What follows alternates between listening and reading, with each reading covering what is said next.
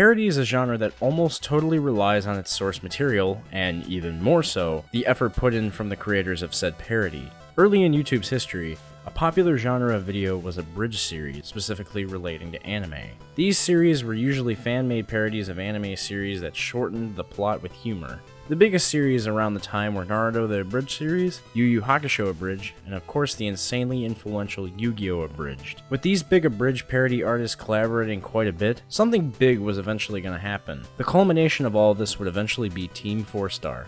Team Fourstar is Lanny Bator, Masako X, Vegeta 3986, Kaiser Neko, Takahata 101, HBI 2K, Megami 33, and Gang Ziba. With this stacked of a lineup, it would only be appropriate for them to tackle the biggest task in the genre, which is to appropriately do a Dragon Ball Z abridged series.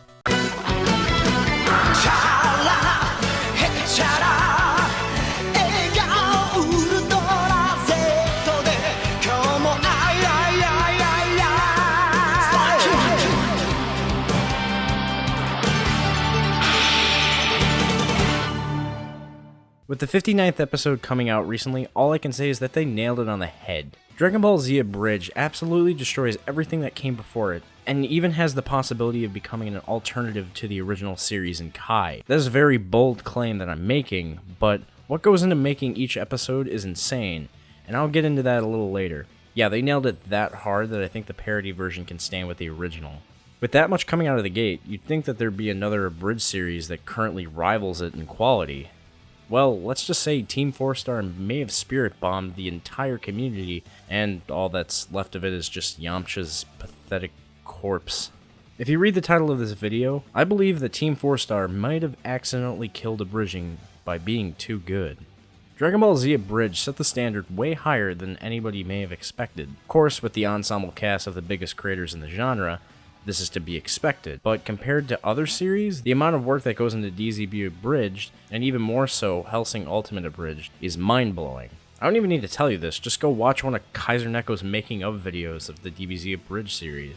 The production value, editing, voice acting, is pretty much why these guys are the examples to follow.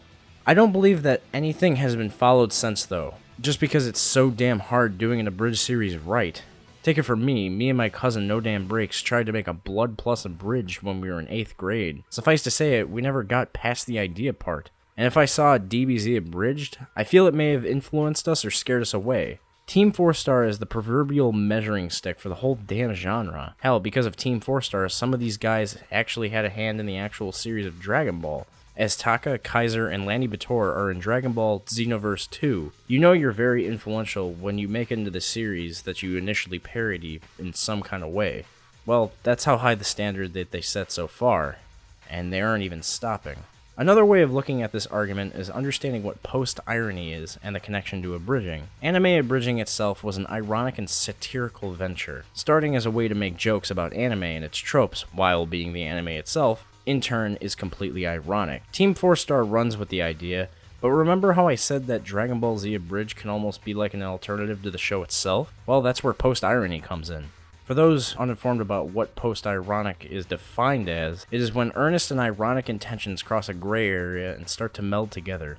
Despite clearly being a parody of its source material, Dragon Ball Z Abridged still has its eyes set on telling the story all the way through, and honestly, only by doing it the Team Fourstar way. I haven't really seen any abridged series take its source material as serious and non-seriously as this one. The first indicator of this is how good the voice acting is for the characters like Vegeta and Piccolo.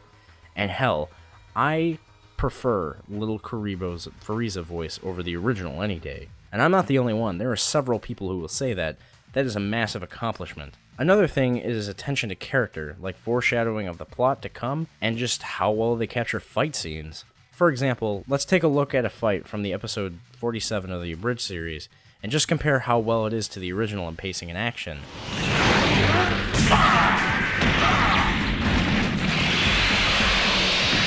Rocket punch!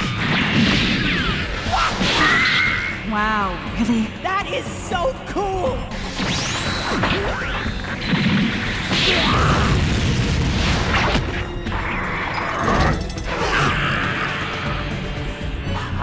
What is happening right now?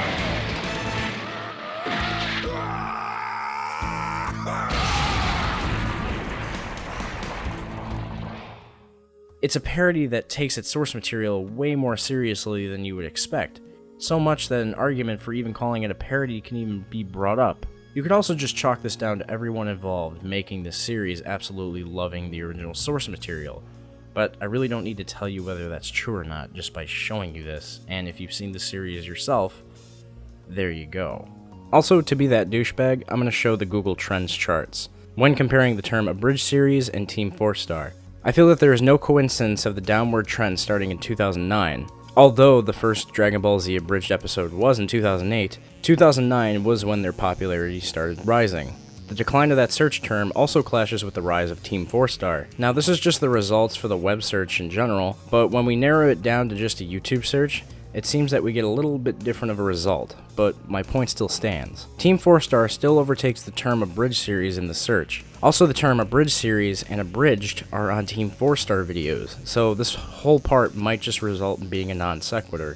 Just for consistency's sake, I'll have to clarify that the act of dubbing over something isn't dead at all, nor is abridging really even dead. When it really comes down to it, I'm just analyzing where abridging went due to Team Fourstar coming into the mix. Dubbing is done constantly. I'm just more referring to the anime abridging format that we've seen. I'm sure that there is a series I'm missing, but I'm not exactly sure if it even matters. But if it is, tell me in the comment section. I haven't seen a lot of Sword Art Online abridged. I'm sure it's good, but I think it's hard to rival Team Fourstar. There will always be abridged series and animated related humor on YouTube. I guess to really sum up my entire argument, I think all the big members of the community came together, leaving an absence of multiple series just for one. These people created a series so good that it blew the lid off everything else. They are also the most popular abridged series to date. I don't know if there's anything wrong with that though, honestly. I just have fallen out of taste with parodies like these, but just because my channel is based on challenging YouTube and internet communities to do more, I feel that someone needs to start a big project soon to rival Team Fourstar. You know, just for healthy competition.